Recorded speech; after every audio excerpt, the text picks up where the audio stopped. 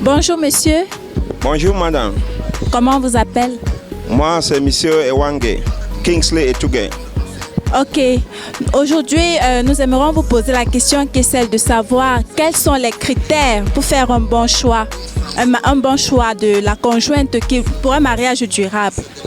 Qu'en pensez-vous? Qu'est-ce que vous pouvez nous donner? Quel est votre avis par rapport à cela?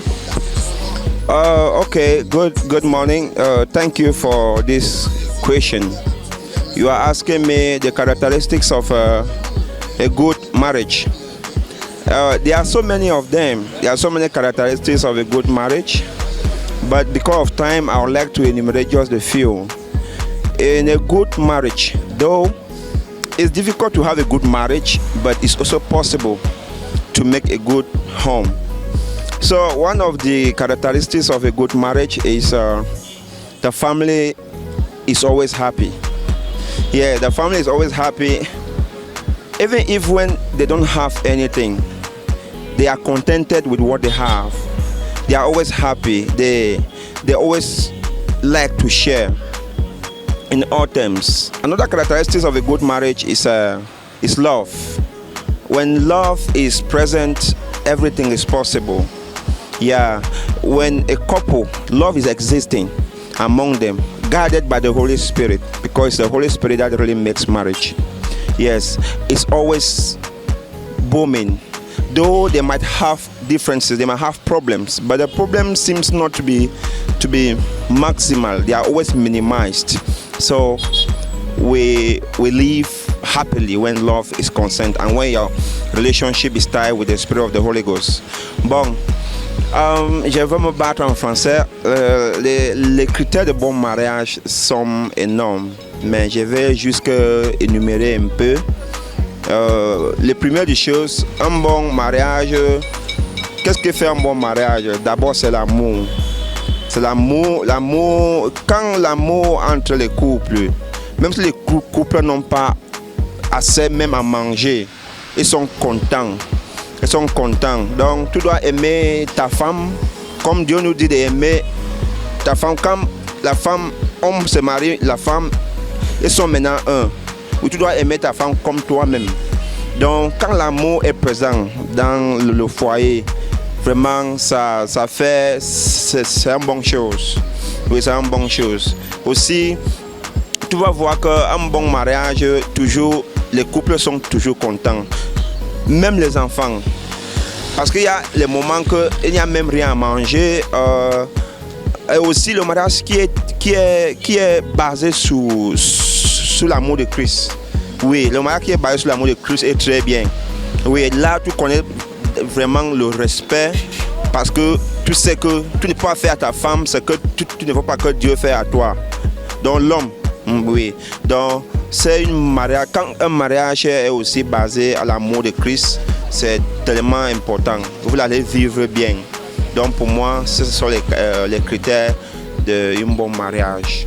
Ok, merci monsieur. Bon, pensez-vous que l'argent et la beauté physique peuvent aussi contribuer à faire un bon mariage? Oui, évidemment. L'argent, je même entends même les gens dire que l'argent d'abord, l'amour après.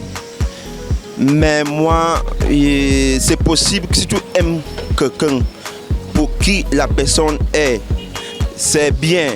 Parce que même ça, ce n'est pas partir. Tu peux aimer quelqu'un à cause de l'argent. Demain, quand il n'y a plus de l'argent, ça fait que tu n'as plus envie même de vivre avec la personne. Donc, je donne même les conseils à ceux qui n'est pas encore marié, qui va peut-être marier après. Il ne faut pas marier quelqu'un peut-être à cause de matériel. Parce que demain, le matériel pour quitter. Marie quelqu'un que tu aimes, qu'il y a l'amour. Donc, le premier caractéristique doit être l'amour. Oui, that's what I'm trying to say. Money is not everything. Everything is not money. But love is everything. Yes. Bonjour monsieur. Bonjour madame. Nous sommes là sur l'émission Au cœur du savoir. C'est un micro-trottoir en fait. Et le thème aujourd'hui, c'est quels sont les critères pour faire un bon choix, un bon mariage en fait. D'après vous, quels sont les critères qu'il faut remplir pour faire un bon mariage?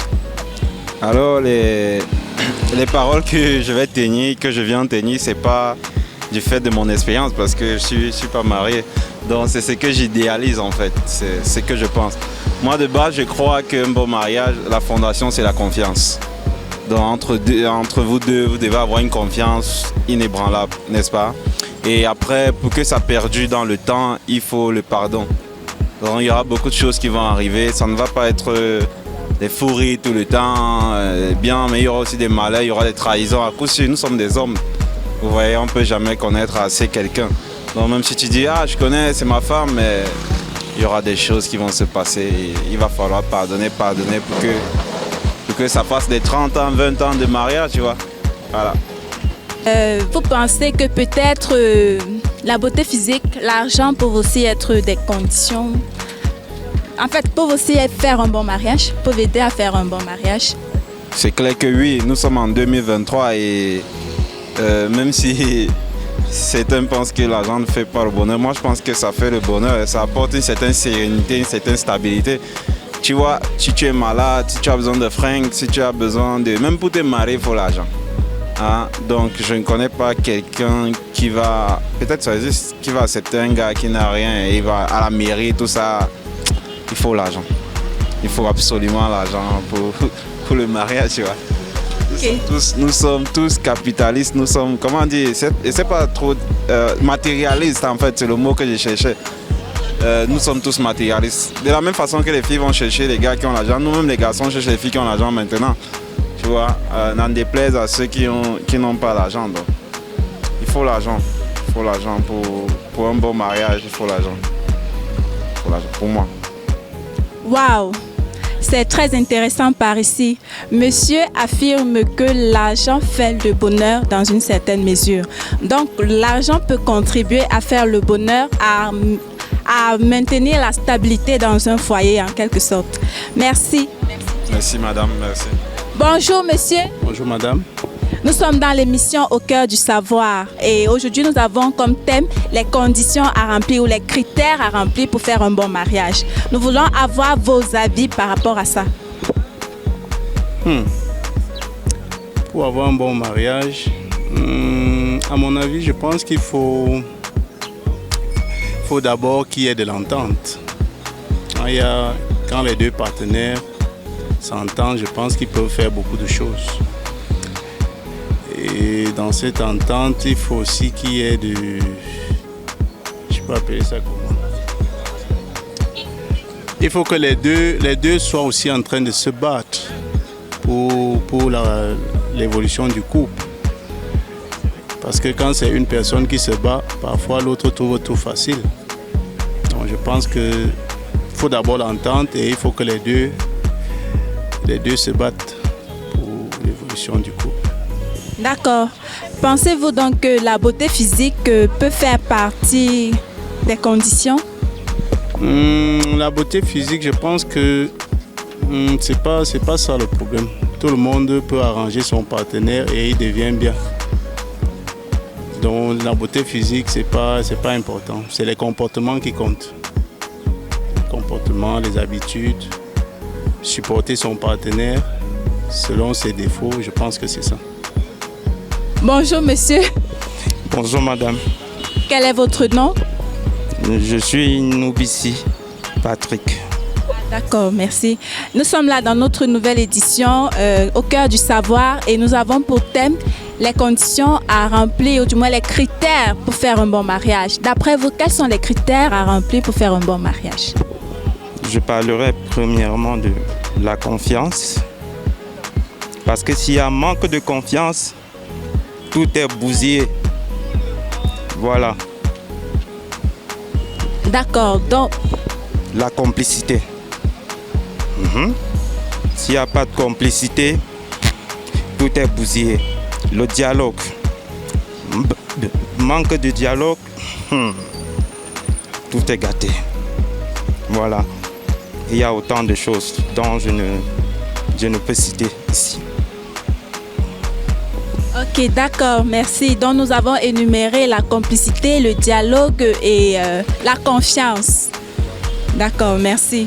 Pensez-vous que la beauté physique peut aussi être une condition, un critère pour faire un bon mariage, pour espérer avoir un bon mariage? Je dirais à cette question, ça dépend d'abord de ce que les yeux voient. Ça dépend de l'objectif de tout un chacun. Ça dépend de ce que chacun regarde ou pense. Maintenant, si vous êtes là par intérêt, si vous êtes là à cause de la condition de tout un chacun, c'est normal que certaines personnes puissent regarder le physique. Voilà. Donc ça dépend. Personnellement, je ne pense pas que le physique puisse compter à 100%, non. Parce que déjà, s'il y a la confiance, c'est la base. Et la confiance dit que il y a aussi l'acceptation inconditionnelle. C'est-à-dire que si tu as dit oui à quelqu'un, peu importe sa condition, vous devez gérer. Voilà.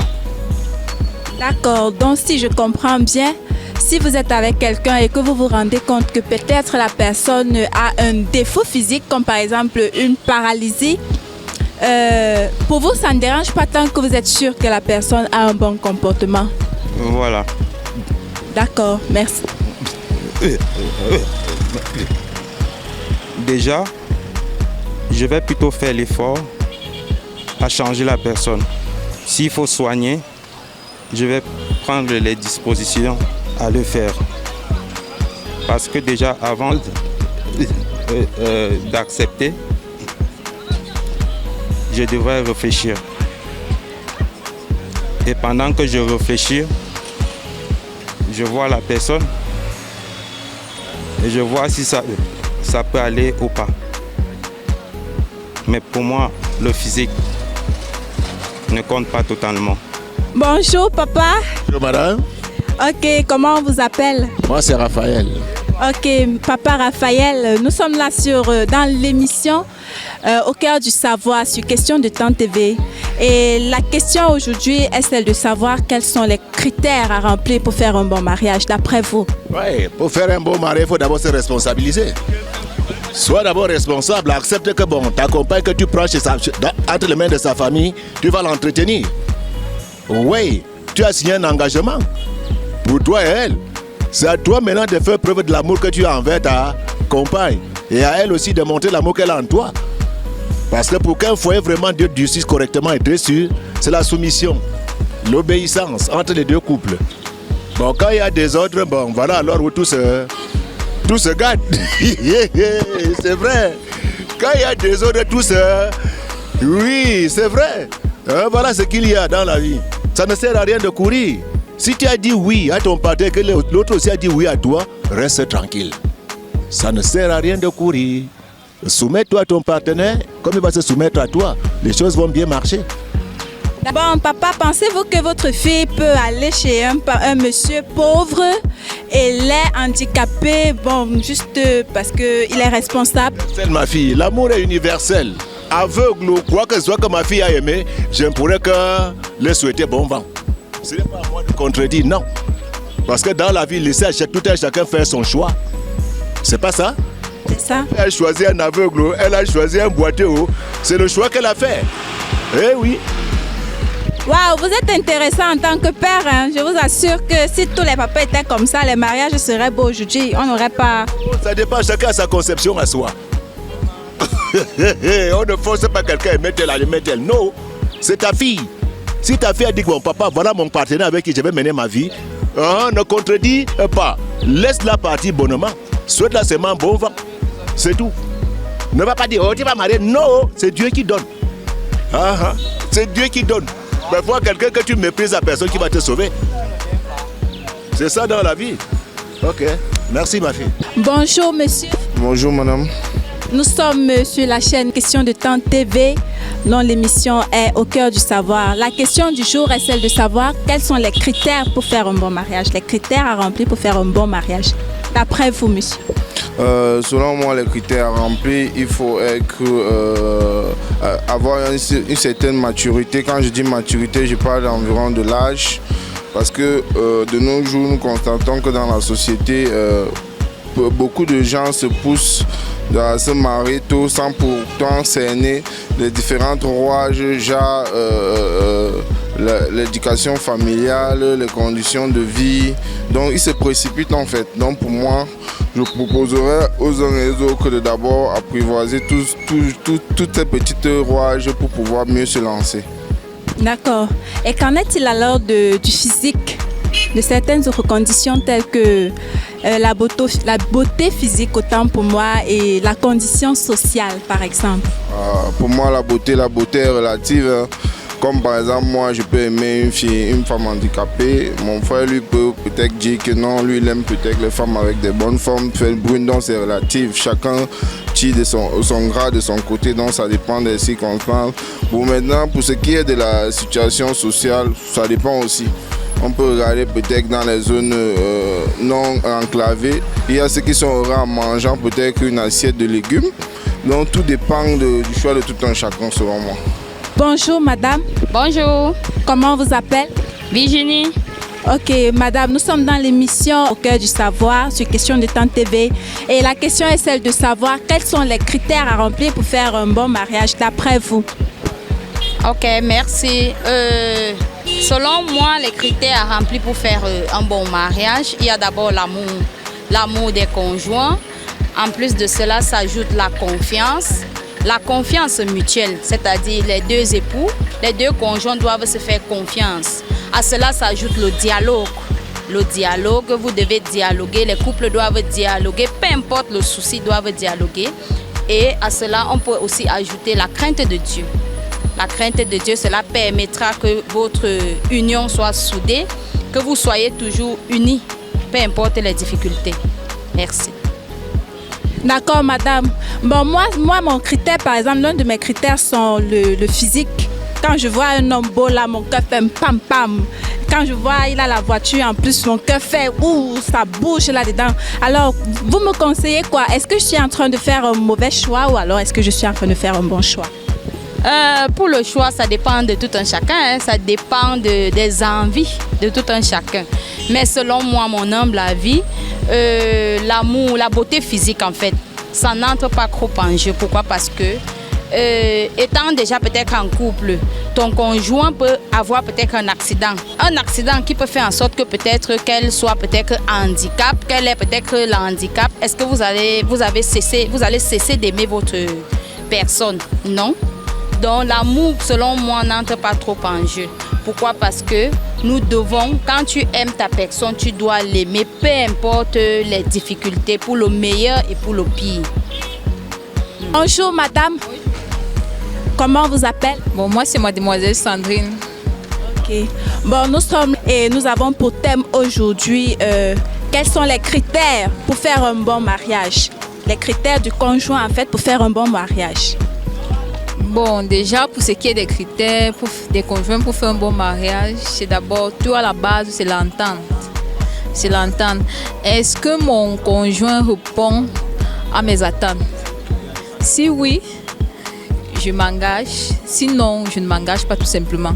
Mais maintenant, il y a certains qui prennent le risque de s'engager, bien que les critères ne soient pas compatibles aux nôtres. Mais là maintenant, ce qui se passe, c'est qu'ils sont en train de prendre des risques. Et les risques là sont souvent dus à la pression sociale. Imagine, tu es dans une famille, on te dit à quel âge tu n'es pas encore marié, c'est compliqué. Et parfois, le jeune se lance tout simplement parce qu'il veut satisfaire le regard social. Et c'est à ce niveau que c'est souvent compliqué. Mais sinon, moi je dirais tout simplement que le choix d'un conjoint, c'est quelque chose qui nécessite un peu plus de temps. Le temps de se connaître, le temps de s'étudier. Ce n'est pas toujours l'argent parce que c'est la génération maintenant, là, c'est beaucoup plus l'argent. On met en avant l'argent. Est-ce qu'il est riche? Tout le reste là, ce n'est pas notre problème.